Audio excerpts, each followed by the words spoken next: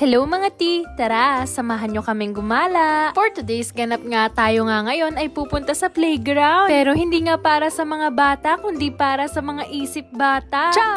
Ang malaking scam. Ayan.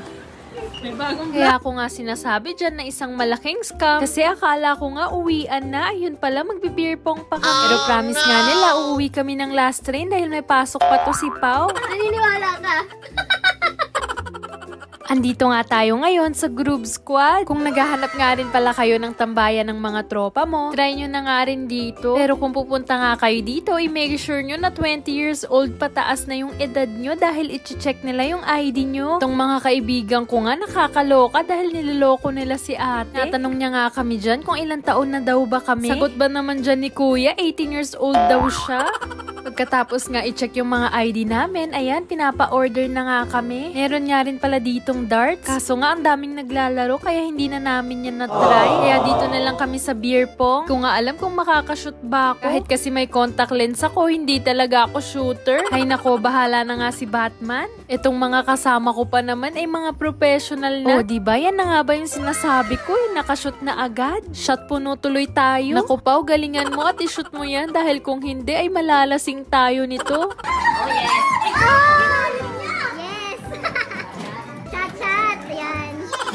Next na magsushoot ako nga. Naku, Diyos ko, wala talagang tumama kahit isa. Next nga si Bebe Angge naman. Sa sobrang professional niya nga, kakaiba yung ginawa niya. Hindi niya nga shoot pero nilagay niya dun sa taas. Pero hindi pala counted yun. Kasi kailangan mo talaga siyang ma-shoot sa loob ng baso. Fast forward. At dahil nanalo nga sila, kailangan namin to ubusin. Ayan, literal na shot puno tuloy tayo. Pagpasok nyo nga may entrance na 300 yen. Tapos kailangan nyo nga bumili ng 1 drink. Happy birthday!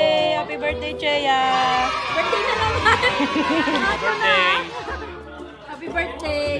Maya-maya nga nagulat kami dahil dumadami na nga yung tao. Kanina kasi 2 table lang kami. At ayar, naglago-lago na nga si Tinyo. At si Bebe Angge nga for the post na ng story niya. Si Kuya naman naglalaro. At syempre, andito rin si Pao. Hindi nga siya makamove on dahil natalo kami sa beer pong. Kaya pagkatas namin mag-chill dito, nagyaya na namang mag-beer pong. Second round na pala to mga ti. Sana nga this time manalo na kami. Kasi baka magkaroon pa ng third round. Sana naman makachamba na ako. At finally, nakashoot na nga rin ako. O, diba? Todo palakpak tong kakampi ko. Kasi finally, nakapag-ambag na ako ng score. Ciao! O siya, panoorin nyo nga ito muna.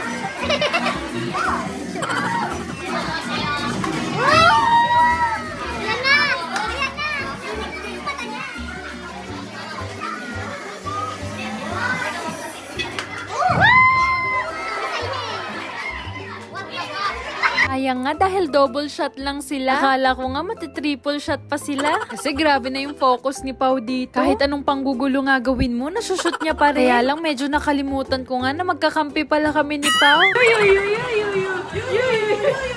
Kampi mo wala yan! Pa nga yung dahilan kung bakit siya na-distract dyan. Dahil pinag-yuyuyuyu ko nga sila. Kahit nga ano pang gawin nilang pagdi-distract dyan, hindi nga nila ma-distract si Pao. Kahit nga gano'ng kakulit namin, ayan, double shot pa rin sila. Pagkatapos nga nun, umuwi na kami. Dahil malapit na nga mag-last train. Chika ko nga lang pala sa inyo. Habang hinihintay nga nila ako kanina, napabili nga ng sapatos to si Pao. Ano ba naman to si Kuya Alvin? Pinasintas pa kasi dun sa staff. Kahit ako nga sa sobrang hiya ko, mapapabili na lang ako. I hope you enjoyed this vlog. Thank you for watching. それじゃあ、またね. Bye bye!